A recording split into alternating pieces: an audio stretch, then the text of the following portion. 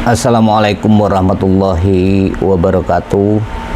Salam sehat dari Apoteker Normal. Teman-teman, jangan iri dengan pencapaian orang lain yang lebih baik dari kita. Jadikan itu motivasi. Kenapa orang lain bisa dan kita harus juga bisa dan melakukannya dengan lebih baik. Tidak seorang pun punya kemampuan untuk melakukan sesuatu yang sempurna. Namun setiap orang diberi banyak kesempatan untuk melakukan sesuatu yang benar. Jadi ketika saya di dalam tahap penyelesaian skripsi, kan itu saya bekerja sebagai asisten dokter di praktek dokter, walaupun dia praktek umum, tapi jumlah pasiennya rata-rata per hari itu sekitar 25-30 orang. Anda bisa bayangkan bagaimana tingkat kesibukan yang ada di ruang praktek dokter tersebut. Memang mungkin karena experience daripada dokter itu ditambah dengan senioritas.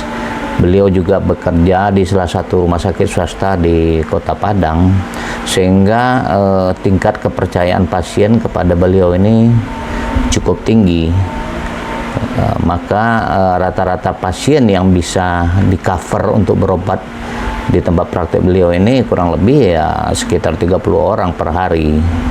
Beda halnya ketika pada hari Sabtu dan Senin itu memang pasien menumpuk, bahkan bisa mencapai 50 orang per hari. Nah, ada hal yang lebih positif yang saya terima ketika saya bekerja pada praktek dokter tersebut. Memang benar apa yang dibilang orang, ketika kita bekerja bergantung kepada orang lain atau bekerja pada orang lain, maka ada sisi di mana kita juga harus berpikir positif. Kenapa saya katakan demikian? Kenapa? Karena di dalam pekerjaan itu tidak semua aktivitas pekerjaan itu yang kita bisa senangi. Bahkan ada beberapa sisi-sisi di mana rutinitas pekerjaan itu membuat kita menjadi terkadang menjadi depresi atau maksudnya ada tekanan. Ingatlah bahwa ketika kita bekerja dengan orang lain, maka take home pay atau gaji yang kita terima udah termasuk di dalamnya adalah gaji ketika kita kena marah, ketika kita kena pressure, itu udah including dengan gaji yang kita terima. Jadi jangan pernah Anda mengeluh ketika Anda bekerja pada orang lain atau bekerja dengan ketergantungan dengan orang lain. Beda halnya ketika Anda juga bekerja tapi Anda sebagai seorang usahawan. Dan ini udah pernah saya lakukan ketika saya mencoba berbisnis, membuka lahan bisnis apotik. Nah, di situ tidak ada tekanan dari pihak manapun, tidak ada orang yang akan memarahi Anda. Kalau seandainya Anda termasuk orang yang sensitif, yang tidak bisa mendengar kata-kata yang mungkin menurut Anda adalah kata-kata yang cukup membuat Anda tertekan. Saya hanya ingatkan kepada Anda semua bahwa setiap pekerjaan yang kita lakukan itu pasti ada risiko di pressure, risiko kena marah, dan itu adalah dinamika dalam suatu pekerjaan. Saya ingin menceritakan kepada Anda ketika saya udah finishing, ya kan, selesai skripsi, selesai secara materi, udah saya diskusikan dengan pembimbing bahwa dianggap penelitian saya udah final, maka saya dalam tahap penyempurnaan untuk menghadapi sidang sarjana. Nah, ketika itu memang pikiran saya lebih terfokus kepada bagaimana saya bisa menyelesaikan perjalanan skripsi ini secepat mungkin, sehingga saya masuk di dalam durasi coverage untuk wisuda. Alhamdulillah, persiapan demi persiapan saya lakukan untuk menghadapi sidang sarjana, dan waktunya tiba saya harus berjibaku untuk menghadapi namanya sidang sarjana. Mungkin kalau dibanding dengan saat sekarang, sidang sarjana yang saya lalui itu nilai ritualnya mungkin lebih besar dibanding zaman-zaman sekarang. Kenapa? Karena kita terbatas dari referensi-referensi yang kita kumpulkan. Kita tidak didukung oleh teknologi informatika seperti saat sekarang ini. Namun demikian, rasanya ketika kita cukup bisa mentelusuri tinjauan pustaka, saya pikir itu tidak ada problem dalam hal penyempurnaan daripada skripsi tersebut. Nah, ketika sidang sarjana datang, maka jadwal saya adalah untuk menghadapi bagaimana sakralnya ujian sarjana farmasi di Fakultas MIPA Universitas Andalas. Alhamdulillah, ujian itu bisa saya lalui sehingga saya dinyatakan lulus sebagai sarjana farmasi. Nah, saya bersyukur kepada Tuhan bahwa dengan segala rintangan yang saya lalui, dengan segala kesulitan yang saya alami untuk menyelesaikan sarjana, alhamdulillah sarjana itu bisa selesai. Dan bersyukurnya saya juga ketika saya sudah selesai melakukan ujian sarjana, saya ada aktivitas. Artinya mungkin dibanding dengan teman-teman yang seperjuangan dengan saya, mereka hanya fokus kepada studi, mereka hanya fokus untuk bagaimana dia menciptakan supaya dia menjadi sarjana. Kalau saya sudah sarjana, saya sudah bisa bekerja atau produktif. Nah, ketika ujian sarjana itu selesai dan saya dinyatakan lulus, jujur saja saya bilang, rasanya separuh isi kepala ini udah dipindahkan, artinya udah keluar, sehingga kita merasa nyaman, kita merasa tenang, dan euforia itu terasa, sehingga saya merasa percaya diri yang lebih jika dibanding sebelum-sebelumnya ketika saya mempersiapkan bagaimana perjalanan studi di S1 farmasi ini. Nah, saya alhamdulillah dengan berkurangnya sedikit beban pikiran, saya udah fokus bekerja sebagai asisten dokter di praktek. Cuman di dalam perjalanannya saya juga berpikir seberapa lama saya harus bekerja di praktek dokter ini. Sementara saya juga mempunyai keinginan untuk bagaimana kelanjutan sebagai profesi apoteker. Nah, saya berpikir ketika studi ini saya lanjutkan untuk menyelesaikan apoteker, ini butuh biaya yang cukup banyak. Dan saya memang jujur aja belum ada persiapan kemana-mana untuk persiapan apoteker ini. Yang penting bagi saya adalah bagaimana saya bisa menyelesaikan S1 sarjana farmasi sampai wisuda. Itu yang paling penting bagi saya.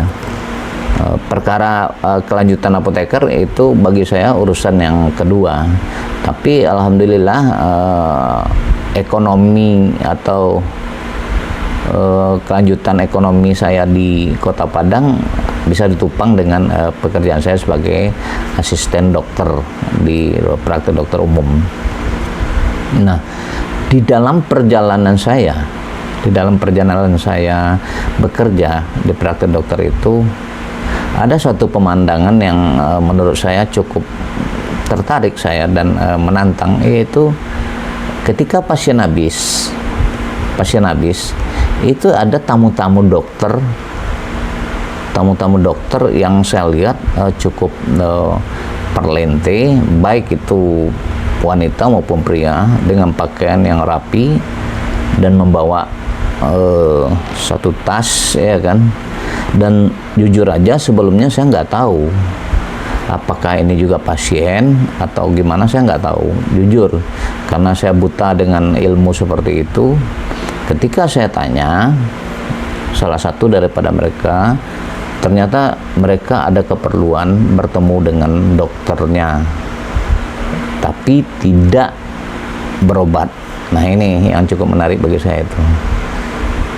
Saya coba menguping apa hasil pembicaraan daripada tamu-tamu yang katakanlah yang perlente ini menghadapi dokter. Setelah saya kuping, ternyata mereka ini adalah duta-duta industri obat yang selalu memberikan informasi mengenai obat-obat, baik obat-obat yang udah established maupun obat-obat yang produk new products. Nah, ini ternyata adalah representasi daripada perwakilan daripada industri farmasi. Saya melihat pekerjaan ini cukup bergengsi saat itu, sehingga saya ingin juga berkeinginan untuk bagaimana caranya supaya saya bisa bekerja seperti mereka ini. Hari demi hari saya lalui dan saya ketemu dengan berbagai perwakilan daripada perusahaan farmasi ini, yang waktu itu sampai detik ini saya pikir sama, namanya adalah medical representative. Medical representative adalah perwakilan orang-orang pilihan perwakilan dari industri obat. Saya pelajari, saya lihat bagaimana sikap dan etika tata krama daripada orang-orang ini. Sepertinya orang-orang ini adalah orang-orang terlatih, orang-orang yang benar-benar disiapkan oleh perusahaan, mewakili perusahaan untuk memberikan informasi-informasi tentang produk-produk dari suatu perusahaan. Saya tertarik, sampai saya belajar, saya pelajari apa sih yang namanya medical representative, ya kan. Kemudian bagaimana sih caranya supaya saya juga bisa bergabung. Artinya saya mencoba untuk selangkah lebih maju dibanding pekerjaan saya saat itu. Anggaplah pekerjaan saya saat itu adalah asisten dokter. Mungkin ilmunya saya dapat ilmu tentang variasi atau variabel-variabel obat, ya kan. Tapi saya lebih ingin melangkah lebih advance lagi dengan berusaha untuk bergabung dengan salah satu perusahaan farmasi ini, sehingga setiap ada tamu daripada medical representative ini selalu saya tanyakan info mengenai peluang untuk penambahan karyawan, baik itu perusahaan asing maupun perusahaan dalam negeri. Artinya perusahaan asing adalah saya melihat ada perbedaan antara perusahaan dalam negeri dengan perusahaan asing. Kalau perusahaan asing contohnya misalnya perusahaan dengan produk-produk under license yang diproduksi di luar, kemudian di-approve sehingga dipasarkan di Indonesia. Sementara perusahaan dalam negeri adalah produk-produk perusahaan yang memproduksi produk-produk sejenis yang mungkin orang lain yang riset mereka ini juga produksi produk yang sama dengan merek dagang yang berbeda. Saya sangat tertantang karena saya melihat banyak pengetahuan atau ilmu komplit yang mereka punya. Saya coba dalami, saya cari info, ya kan.